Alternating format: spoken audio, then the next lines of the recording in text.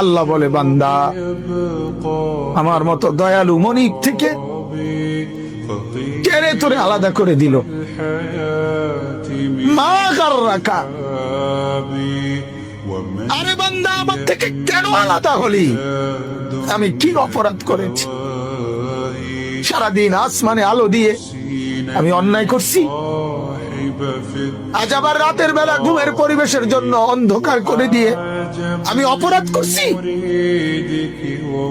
মা গাররাকা, এই যুবক, তোমার কাছে তোমার মালিক অপরাধ কি করছে বল না বেটা, বল।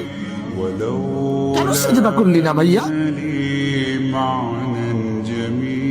আল্লাহ তোমার কাছে কি অন্যায়টা করছে? কি অন্যায় কি না দিছে মালিক? মা গাররাকা বিরাব্বিকাল কারীম।